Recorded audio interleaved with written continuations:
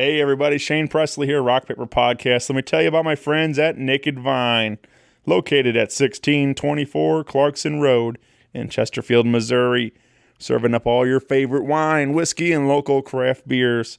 Stop by and visit them this week for some great live music on Tuesday, December 11th. I'll be over there with my singer-songwriter storytelling showcase, 7 to 9, $5 cover at the door, bringing along my friends Langan Newbacher, Devin Cahill, Irene Allen, and Jeremy Essig for that show. Going to be a great time. Excited about that. And Thursday, December 13th, Vale and Carson from the Scandaleros. Friday, December 14th, John Bonham and Friends. And Saturday, December 15th, Brian Curran and Greg Silsby. Find all this information and more at nakedvine.net. Be sure to follow along with them on Facebook, Twitter, and Instagram. Thanks, everybody. Enjoy the show. A podcast is kind of like it's like a radio show that's not on the radio. It's on the internet. Does that make sense? Uh-huh. Yeah. That's also like my mom. It makes it sound more confusing, doesn't it? It sounds like this. Hey, this is Mike Murano from the Mighty Pies, and you're listening to Rock Paper Podcast. Rock Paper Podcast. Rock Paper Podcast. Rock Paper Podcast, y'all.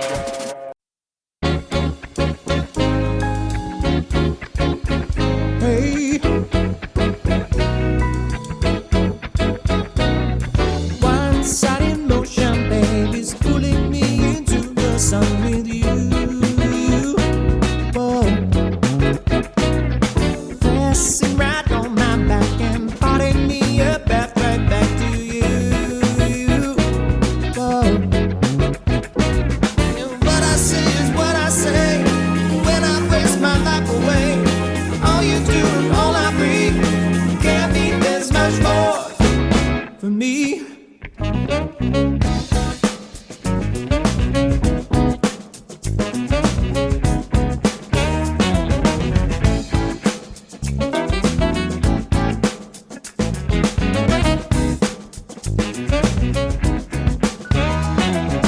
Come with me, we're going to be happy in the end.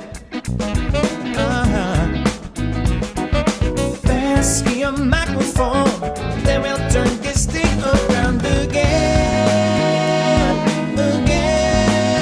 once again. Oh, my friend, yeah. One-sided motion is spinning me out of my mind for you. Oh, oh. Next time they put me here, I'll make it crystal clear enough for you. Whoa. Yeah, all we do is dream a dream. Don't ask me what they really mean. All you do and all I breathe can't mean there's much more for me.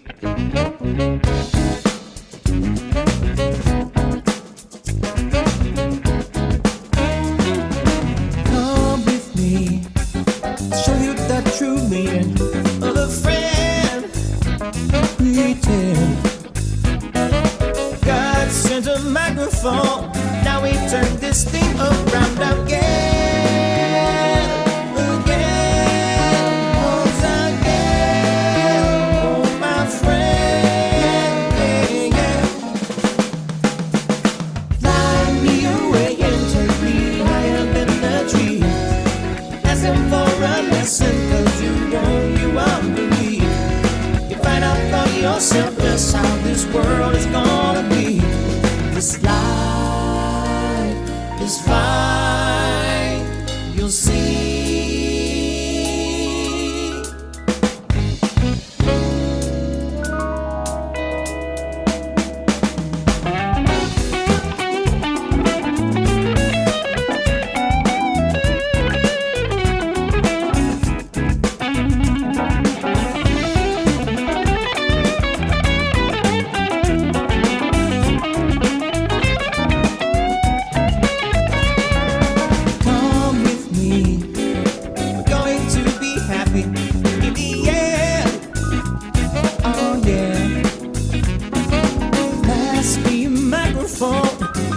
turn this thing around again, again, once again. Whoa, my friend, yeah. All this commotion and I can't even view one true look from you. Whoa. Next time they put me here, I'll walk out and I'll fade away from you. Whoa. Some sudden notion, yeah. Keeps me pulling right back home to you. Some sudden notion now. Keep me bleeding right back home to you. Yeah, yeah, now. Some sudden motion. So sudden.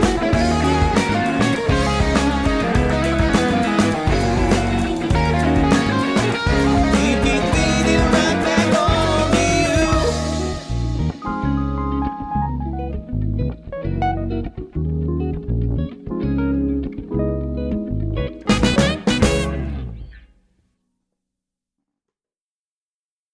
Hey everybody, Shane Presley here, Rock Paper Podcast, coming to you from St. Louis, Missouri. Hanging out tonight with Mike Murano. Welcome to the show, my friend. Thanks for having me. Yeah, man, this is exciting. Like, I love doing this show, and where we can kind of, me and you have been buddies for a while now. I tend to see you at a lot of different shows, and we don't really get a chance to talk because it's always at a concert or whatever, and it's like, True. so it's hard to have a conversation, but that's what this show's good for, is kind of we get a chance to get to know a little more about each other and hang out and talk about what you've been up to and stuff. So Yeah. so thanks for having me over tonight. Yeah, and welcome to Benton Park, USA, right here. Yeah, man. And thank you for all you do for the music scene around town. Just want to make sure you get your shout out, Oh, because what you're doing is great. Just following countless acts around town and keeping it local and just informing everybody, literally everybody, and you're doing a great job. Thanks, so man. thanks Yeah, for your service, man. Appreciate that. Yeah, man. I don't know. There's just so much going on here, and I'm just trying to document as much as I can, as fast as I can, because it's constantly evolving. New groups getting started all the time, and a lot of guys, like yourself, play in several groups. So it's fun to kind of get guys on to talk about different projects and different things they're doing and stuff. So, but we got so much happening, and I just kind of, again, trying to catalog it all and like sort of be whenever I'm done, I kind of want it to be like a time capsule type of thing. It's like this will all live on forever, but there's so much cool stuff happening like right now in St. Louis music. So trying to so I guess let's start at the beginning, man. Tell me a little bit. Did you grow up around the area, or did you move here? I moved to the St. Louis area in 1996, originally from New York. Used to live actually just about an hour north of New York City. Had my family and relatives are all from the New Jersey, New York area. So I just spent about the first 7 years of my life out there and moved out actually to Wildwood. So I really was raised in kind of like Wildwood area, with the occasional coming out to St. Louis, like the city, for the sporting event or the music event. Sure. And that's kind of how it all happened. Always kind of had family spread out, so it was always nice to go back to the East Coast and visit and stuff like that. But yeah, just kind of resided here. Was that like parents' work or something? Or? Yeah, it was. Pops got transferred. Sure. And just took the opportunity, leap of faith type of thing. Yeah. Especially leaving, the rest of your family or his family, right. Siblings and parents and stuff like that. But I think in the end it turned out well. Yeah. For sure. And, I'm here. I'm living in the city now, and that's completely different than the county. Sure. We all know. But it's actually a really fun place to live, as far as I'm concerned. Yeah. Yeah. I guess Was it always drums for you, or did you? It was always drums. I kind of got started because I saw my brother playing guitar. He started playing guitar and saxophone. He's 5 years older than me, and he was starting like in 5th grade. And when we moved out here, down the street there is a kid his age, and he happened to have a drum set, and they'd go over and play, and me and my other brother and like some other neighborhood kids would go see him play a little, just in the basement, right? And it's kind of hard to recall, but I guess I gravitated toward the drums for whatever reason. That friend ended up getting a new drum set. They knew I was interested, so they gave us his old drum set, and that's when I was about around 9, I want to say. 9 years old. Yeah. And it's just something that I always stuck with. It's taking the private lessons. Always did music in school as early as I could. Like percussion and stuff like that. Anytime I was able to do the jazz band or the pep band, did that. So through middle school, I was taking lessons. I was in the concert bands, the jazz bands. High school, did a little marching band. Did more of the fun pep band stuff, but always stayed with the like percussion side of things. And then I was always drumming in the basement. Right. That was always like my outlet for as long as I could remember. Yeah, man. I imagine like there's probably got to be a lot of appeal, especially to a young kid, just to get behind the kit and just It's probably the ADHD now, is what they tell everybody. Yeah. Like, not just me, but just like everybody's got some inkling or diagnosis of ADD, ADHD, whatever you want to call it. I mean, look at Animal. I think. Yeah, just look at him. I think he had something going on there. Yeah, but I think everybody can relate to something like that. Getting, like I said, having that appeal to the kit and wanting to just make a whole lot of noise at first and stuff. But actually taking the initiative to take lessons and everything, like you were saying, and actually get good at it. Yeah, I mean, I wasn't the the best practicer, obviously, like growing up or whatever. But it's not like the instrument was collecting dust in the basement. And plus, my parents put up with it, so gotta give a thanks and a big shout out to them for like supporting the interests. Yeah, of course. So did once the kit came to your house, did you and your brother kind of jam and kind of put a band together, kind of thing, or not really, because there's such an age gap there. Yeah.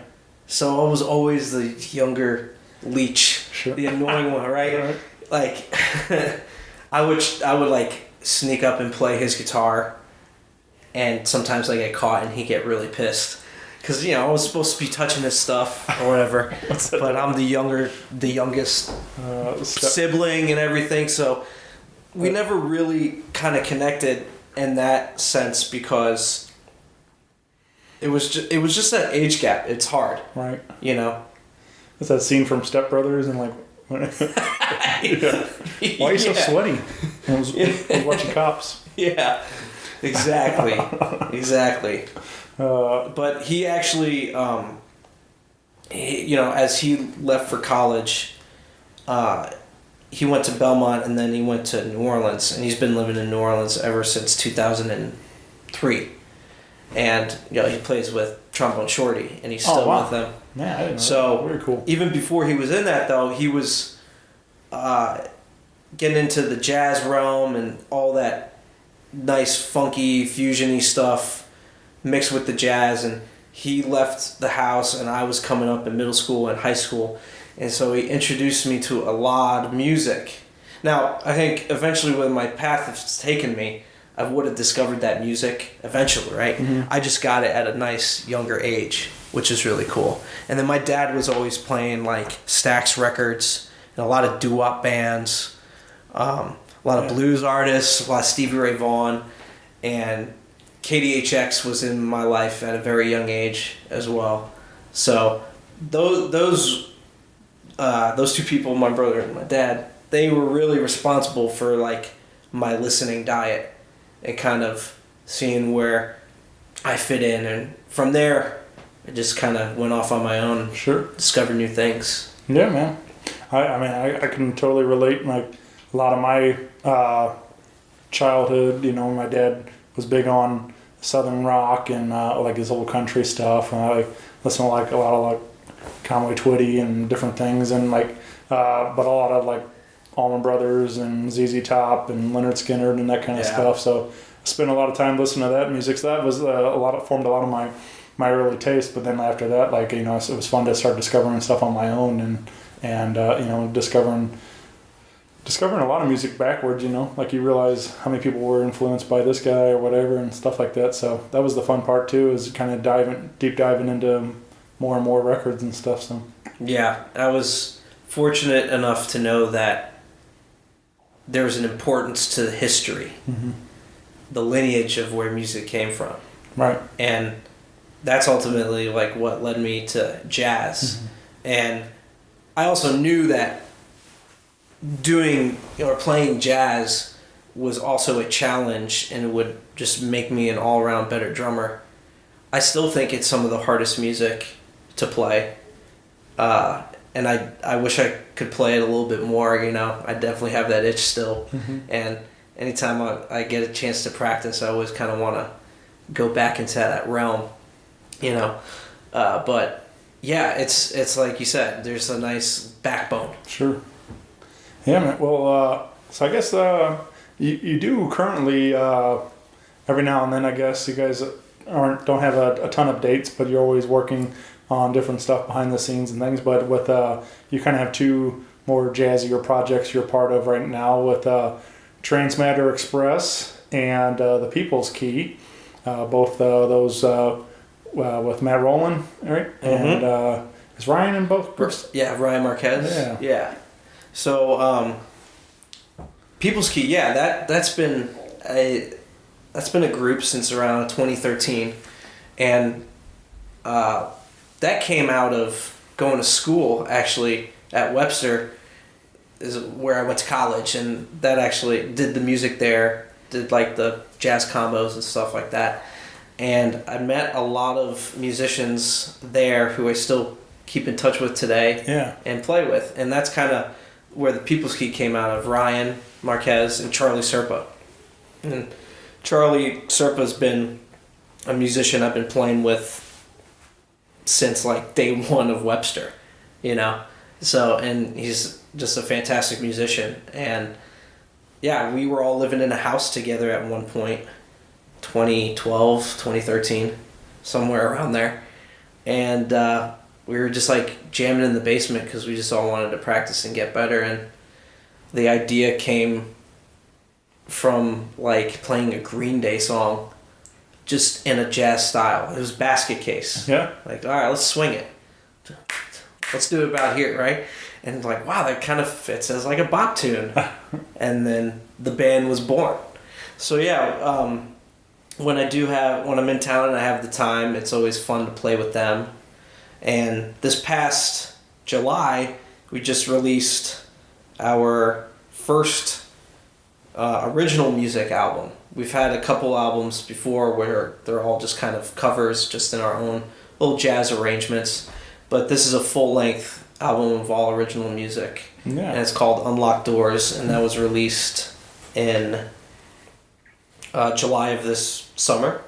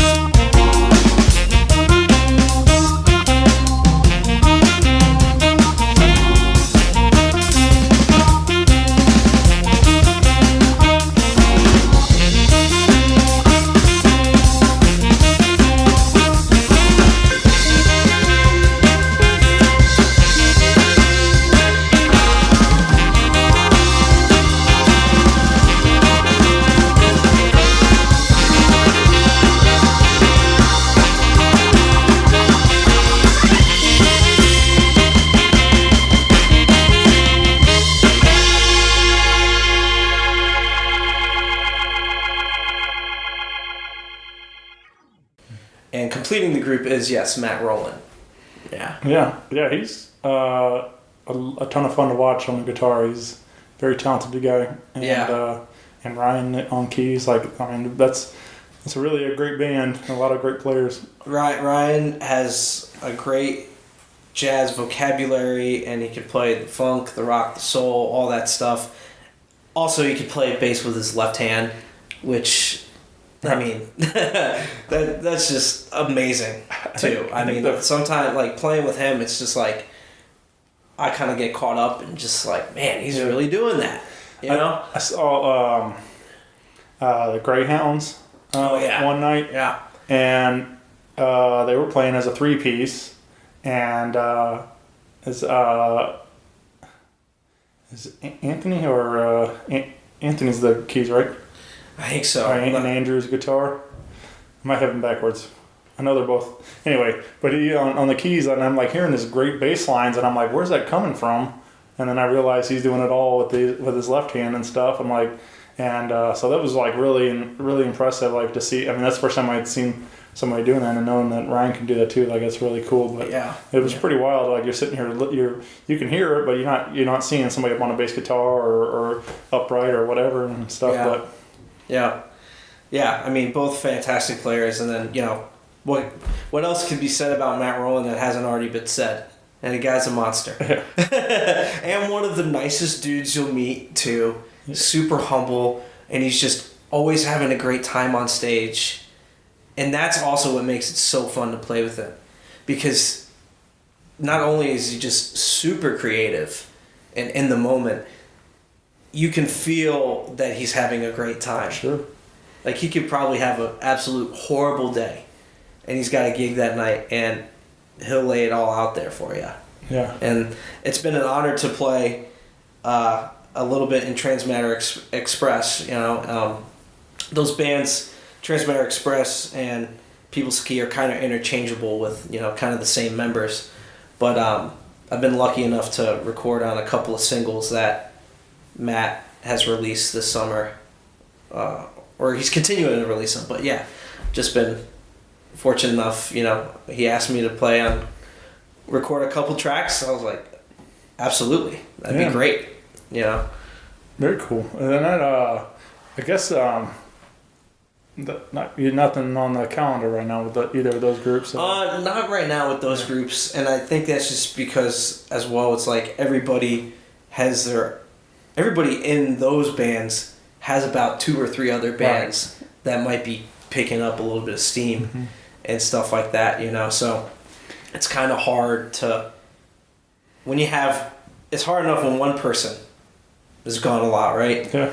When you have like 2 or 3 people that have all these other commitments, it gets even trickier. Yeah. But I wouldn't rule anything out for 2019. I'm sure there'll be something cooking right now, but right now things are a little quiet. Well, we do have a Facebook page for both the People's Key and Transmatter Express, so you can get involved there if you like what you hear. And then is the People's Key on all the digital platforms too? Yes, I believe it's on Apple Music, iTunes, and Spotify. And same thing with the Transmatter Express. Yeah. So best bet is just to go to Spotify. I mean, sure. Everybody probably pretty much has a Spotify by now. Yeah, that's the way to go, man. Having every song in your pocket, it's a pretty sweet deal. Yeah. Yeah. Well, let's talk about. We do have another kind of a big all-star group coming together with Southern Exposure, and you guys, I guess, kind of did some dates and then kind of put on the back burner, but you guys are back doing this is kind of essentially a reunion show, right? Yeah. Southern Exposure is a group comprised of me and my fellow bandmates from the Pines, Neil Salsick and John Hassam, as well as Charlie Serpa on sax, and the infamous Al Holiday on keys. Yeah, man. And the whole idea kind of started, about 3 years ago. Before I was kind of like playing I just joined the Mighty Pines or whatever, and John and Neil had like a a gig in the Shaw neighborhood at a place called Thurman Grill. It's now Thurman's, which does like great jazz now. But they were doing like a Wednesday night thing, and they would switch drummer and keyboard players out. They do like a rhythm section thing, kind of like a very low key Voodoo player thing. So when I met them around that time, they kind of got me in playing with that, and I'd learned more about Neil's background. He went to school at Loyola for like a year, you know, so he has some of that like Southern know-how of like New Orleans music, stuff I was exposed to at an early age. So I kind of had the idea and went to him. I was like, yo, what if we did like a night where it's just music of like Louisiana, or like better yet New Orleans, because we both love the music. And it's like, yeah, we'll have John play, and Charlie loves the music, and oh, Al, he would be great, right? So kind of got the guys together, and everybody's like, yeah, this sounds fun, let's do it. So we had our first gig scheduled for December.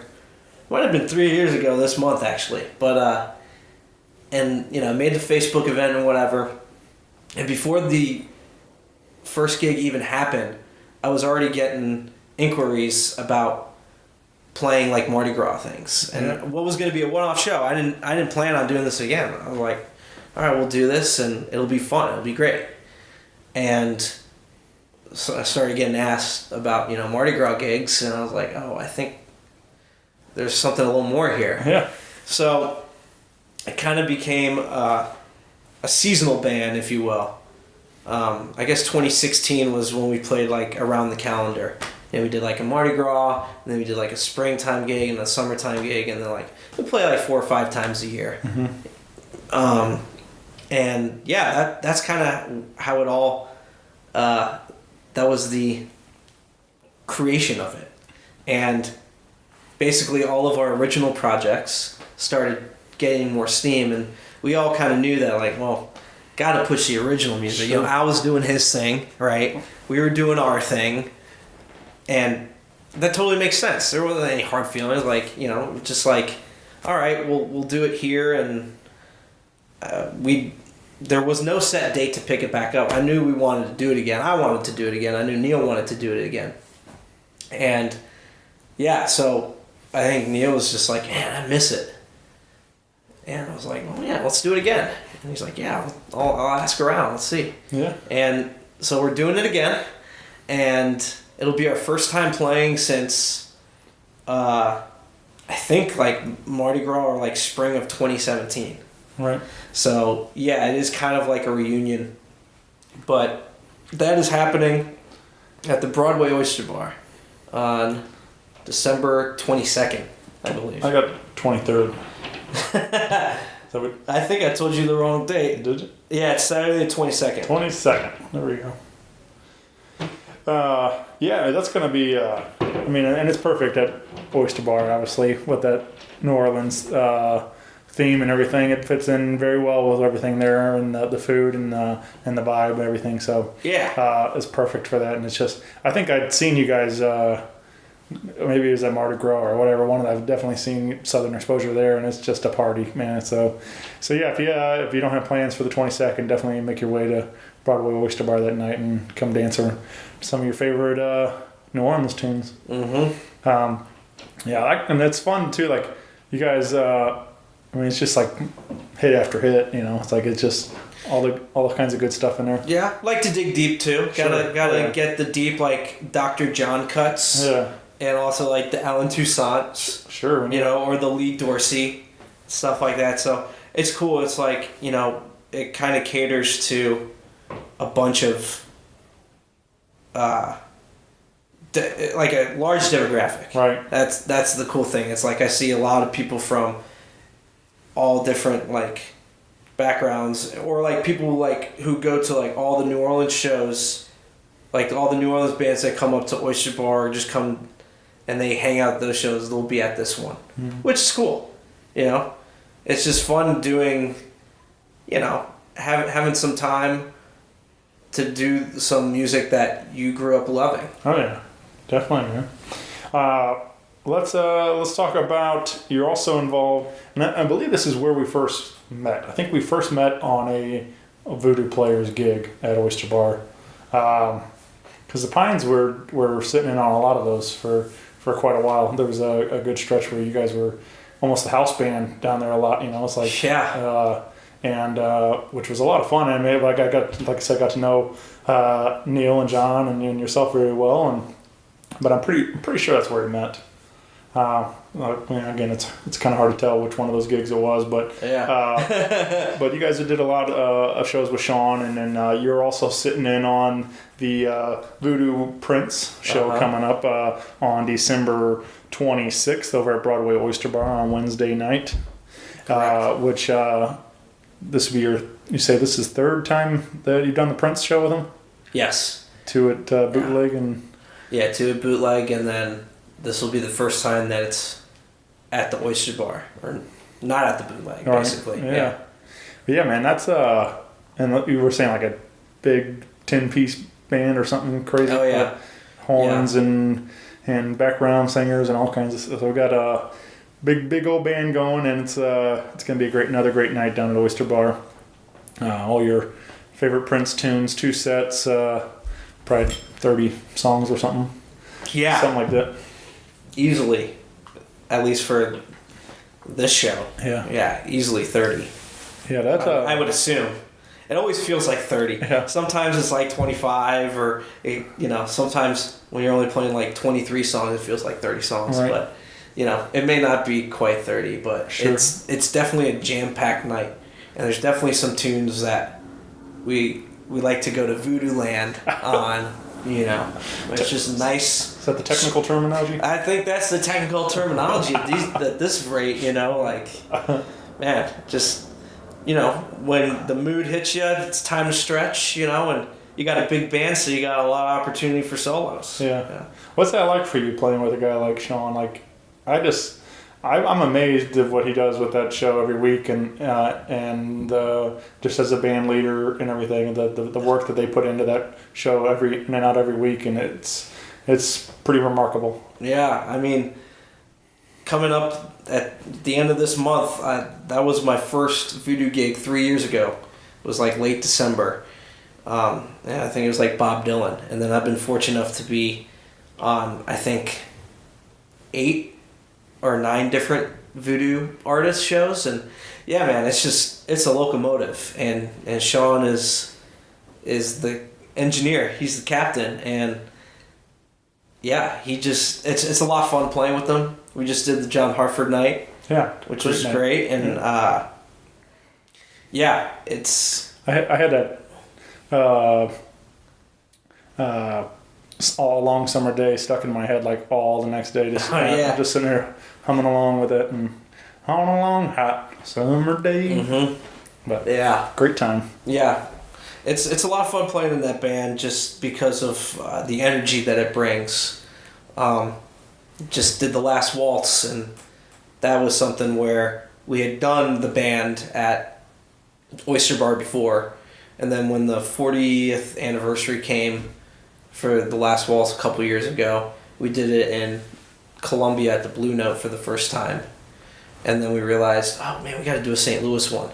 So we have done it now 3 years at the Blue Note, and then the 2 years at Delmar Hall here in St. Louis, and just great, just fantastic, really kind of recreating that night and bringing up the guests, and also playing a handful of other classic band tunes. And that night in particular, I think it's cool because you get to see so many different things that St. Louis has to offer. It's like and Columbia too, but you get all those guest appearances, and maybe not everybody knows JR from Mom's Kitchen, or Al Holiday, or whatever it is, who are all the different Gene Jackson and exactly. Hillary Fitz, and maybe they don't go to see those shows around town, but they're going to see him that night and be like, man, I really like what he or she's doing, and like go see him, support more of the shows. So I really think that's cool. And the same thing goes for any of those Voodoo player shows. The fact that like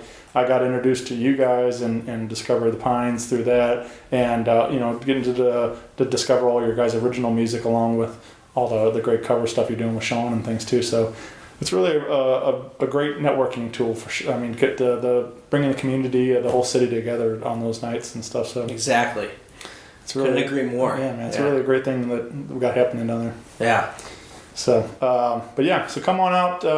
Again, Voodoo Prince on December 26th, and it's gonna be another fun night. I think he's doing the week before. They're doing Led Zeppelin, so that'll be another wild night down at Oyster Bar. So, 2 weeks in a row, you're gonna get some whole lot of dancing going on down there. Well, let's let's get into some Pines stuff. We do have another big show coming up for the Pines. You said you weren't an original member. Is that what you're saying? You joined the group later? I joined the group when they were in their third year. Yeah. And I have been in the group for about 3.5 years now. So, yeah, that's kind of the main gig right now. Mm-hmm. And as far as gigging itself, literally, sure, and travel, just trying to put in weekend after weekend and going out on the road. And we have a little downtime in December, which is nice, but we've really been going hard since like May. May was like our last time where we had multiple weeks off, maybe. But yeah, that's picking up some steam, which is great, and it's getting us on the road. And that's one thing that I'm trying to do a little bit more of, is get on the road and get that experience and playing with other bands, meeting new bands, getting on the festival circuits and stuff like that. Yeah, and then I feel like your guys' sound, I mean, a lot of people love that sound right now. Like, there's so many other great bands that are doing very big things that, sound similar. So, it's going to help you guys out that more people are exposed to that music and more and stuff. So it's definitely a fusion. Right. It's a fusion of something. Of what it is, we're not so sure ourselves yet, but it's definitely something that is constantly evolving with the help of, the musical climate and also our influences. Mm-hmm. It's like almost like, the Clash. All those guys had like different backgrounds and different big influences in what they were brought up in, and it same goes for us, where I come from more of a rock, funk, jazz background, but I'm playing like some bluegrassy stuff, with a little twist. Though I get to put my little twist on that, which is really neat, and it always kind of keeps it interesting. It allows me to learn more about maybe some of the stuff that they bring to the table that I wasn't familiar with. So yeah, it's always kind of like that's how it all kind of evolves, right? And it's a lot of fun. Did you say that kind of all spurred out of that Thurman's gig that you were doing over there? I actually started playing. Excuse me. I started playing with them before the Thurman's gig. Like, I knew they were. I went to see them play the Thurman's gig. Yeah, mm-hmm. I went for like a mutual friend of ours kind of introduced us, and then I was playing. I went to their gig. I met them. I had no idea they were looking for a drummer at the time or whatever, but they were kind of in between drummers or whatever. So I was talking to Neil and John, met them, and then I was playing like a month later at Venice Cafe with Andy Coco and Nate Hershey and Pete Lombardo, and John and Neil came to see me. I didn't know they were coming. And kind of after that, Neil got a hold of me and he like invited me to a rehearsal, and that's kind of how it started. Nice. Yeah. Out there recruiting, huh? Yeah, I guess so. Yeah. Unbeknownst to me. Right. But 3.5 years later.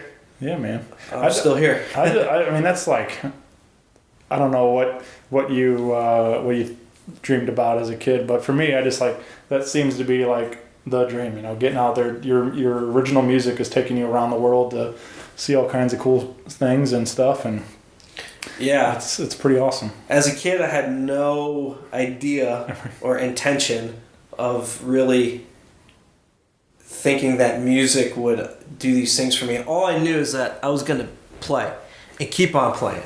Didn't matter what job I had or what job I took professionally. And I was actually in the restaurant industry, for the first half of my 20s. I was doing that pretty seriously, but I always was like, teaching lessons and gigging on the side. And then, the scales kind of tipped, and playing became more evident in my life.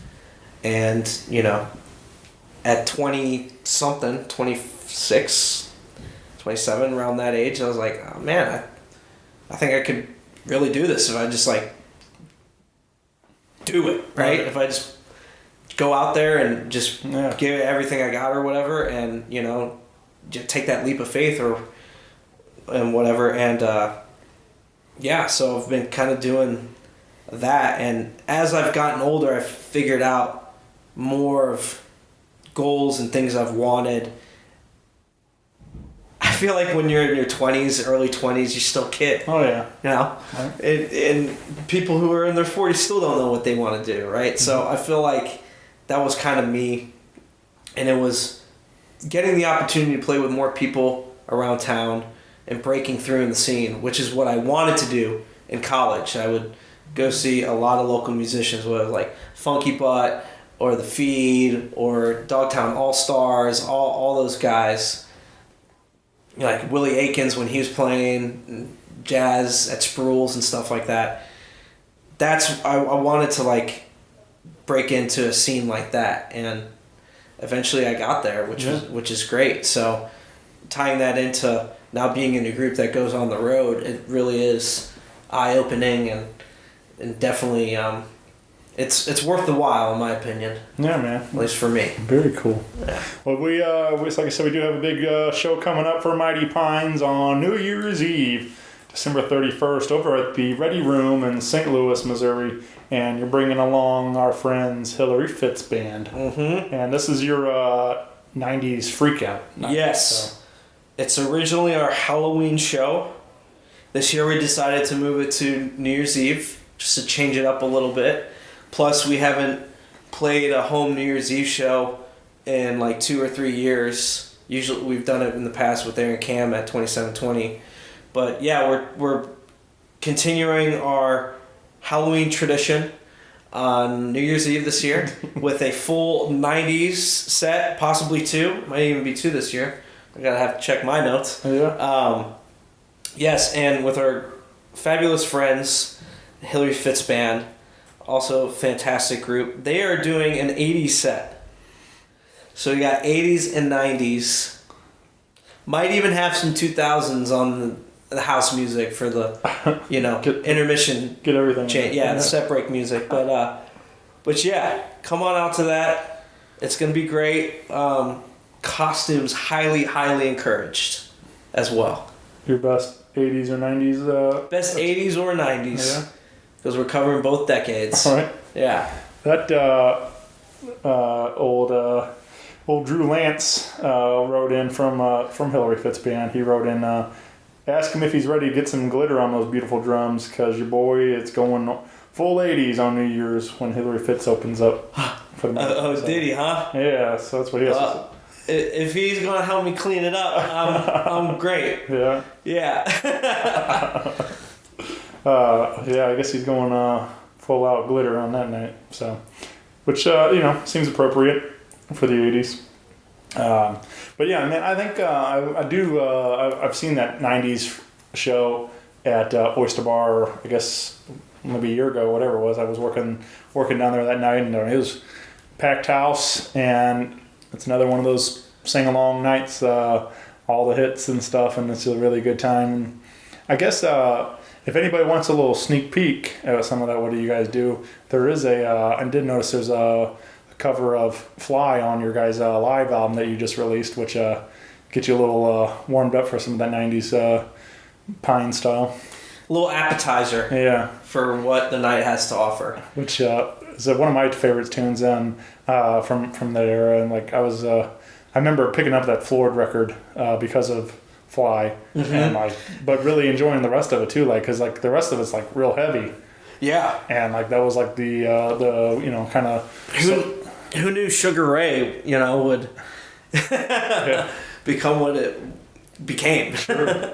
Well, and I do love that they always kind of had a sense of humor about it because, like, they named the next record 1459. Yeah. Their 15 minutes was about up. So very clever there.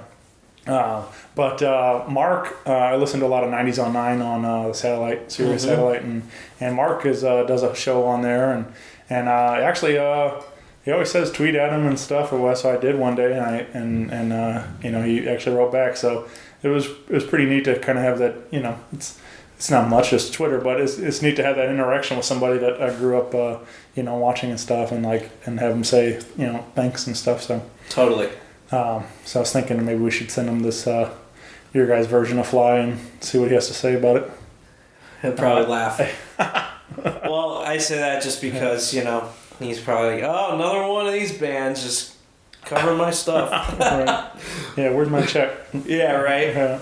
I was really hoping though, listening to it, that somebody would do the Super Cat. Get some of the rap kind of going in there. But it was fun. That whole live record really sounded great. That was recorded at Delmar Hall. Is that right? Yeah, it was actually combination recording. Part of it was recorded at Delmar Hall, and then another part was recorded at the Botanical Gardens. Oh, very cool. When we played the Whitaker Music Fest. Yeah, man, those are great shows. Yeah. There's a lot of fun out there when it's not a million degrees in July or whatever. Yeah, or raining. Yeah, where they got to cancel it. but I've seen a bunch. The holiday one out there was a whole lot of fun this year, and Funky Boat out there. So I've seen a bunch of really good shows out there. Yeah, I saw Lamar Harris this year. He put on a great show. And then there were a lot of great shows last year, like Kevin Bowers' Nova was out there. Big Mike was out there. Blue City All-Stars. So, yeah, they definitely know how to pick their talent, and they keep it local now. I remember they used to bring one or two national acts, which is great, but they really kind of changed the format to feature 8 local bands now, which is really great. That's the way it should be. I mean, do what you want, but we have world-class talent right here, that they can all, you can throw a rock and hit their house and they're, whatever, they're all right here local. So, yes, indeed. Yeah, man. So, but yeah, I really, I love that, Big Muddy Blues Festival's all local and everything, there's a lot of people around the city really embracing what we have here in our music scene and stuff. So it's great to see. Yeah. I did want to ask you about one last group that you're part of, and that's the Meters tribute. Oh yeah. Almost forgot. Funkify Your Life, right? Yeah. Another project started. Let's see.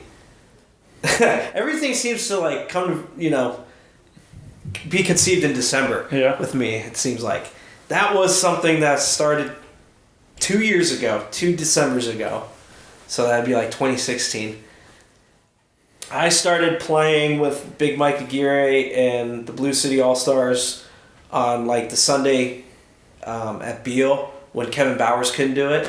So that was a real nice end because I love playing with those guys like Andy and Nate and Mike. And Andy and Nate had been playing, Andy Coco that is, and Nate Hershey. They've been playing together in this scene for since the 90s, and they were some of the musicians that I would go see, like I said earlier, and I was like, man, it'd be awesome to play with them someday. And lucky enough to play with those guys. It was a lot of fun to play with.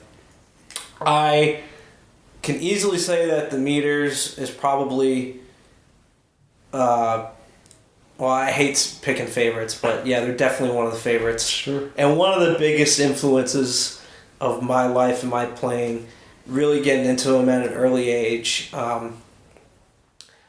I just wanted to play music, and I found the guys, which is basically Blue City All-Stars, who enjoyed the music just as much as me, and I was like, you guys want to do this show with me? Because I want to do it. I know you all want to do it. And it was great bringing them some tunes, and there's so many hits that they do have, the Meters do. But it's really cool bringing some tunes to the table where the fellas were like, I never heard this before. I was like, right? Yep. So that was a lot of fun. Once again, that was something that we did. We only had 3 shows. The December show, and then we played last year's Funk Fest, and then this past year's Funk Fest. So that is definitely coming back. Nice. And just keep your eyes and ears peeled for Mardi Gras 2019. There we go. Definitely got some stuff cooking. And yeah, that's just something to do when I'm home and not traveling. It's really nice to still be able to play with a lot of other musicians and other styles of music when I'm back home, you know, away from like playing with the Pines and stuff like that. Just, you know, something that really scratches the itch that, you know, the versatility itch, I guess, you know. Yeah, man. I mean, exactly. Versatility is a big part of that because, like you're saying, you got meters, you got some jazz fusion type of stuff, you got some bluegrassy stuff. You're playing Prince. You're doing it all, and I do love that.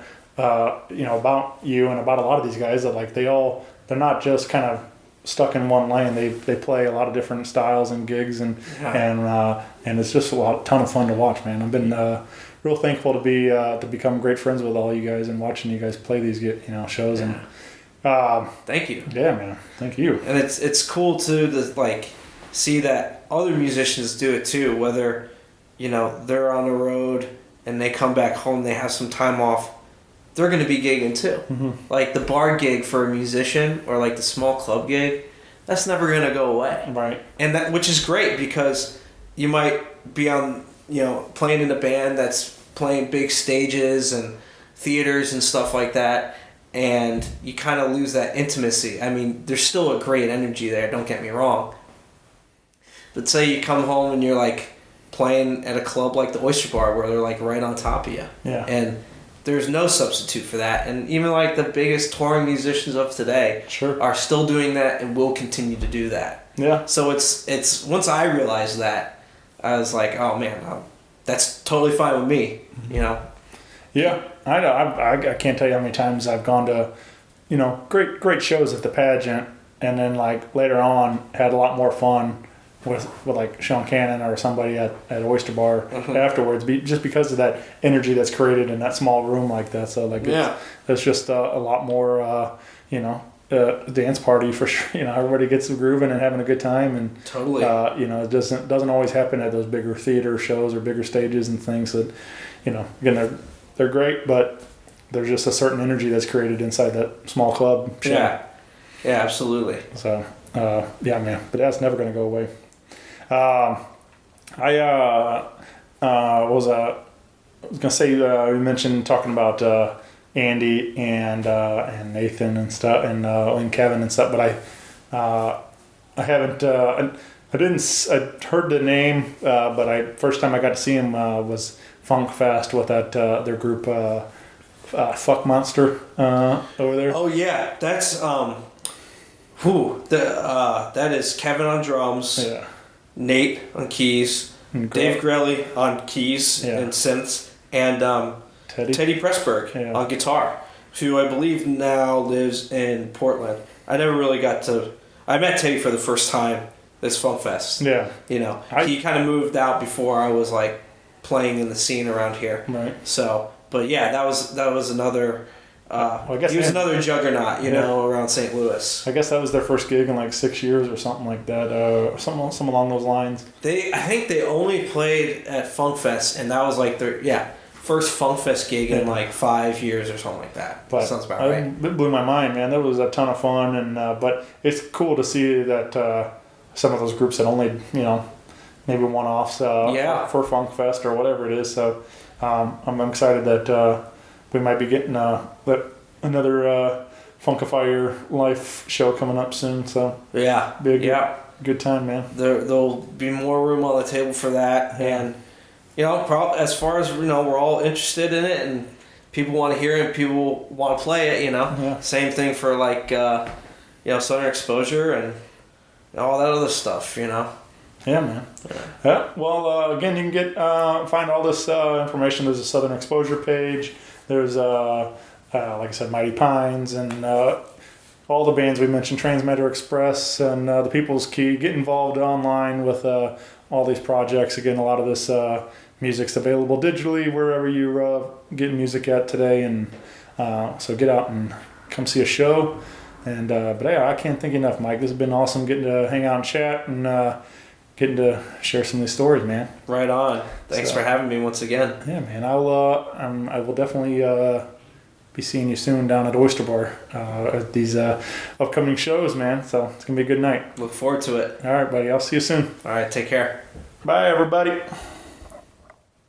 Rock Paper Podcast. Rock Paper Podcast. Rock Paper Podcast. Rock Paper Podcast. Well, yeah, that was it.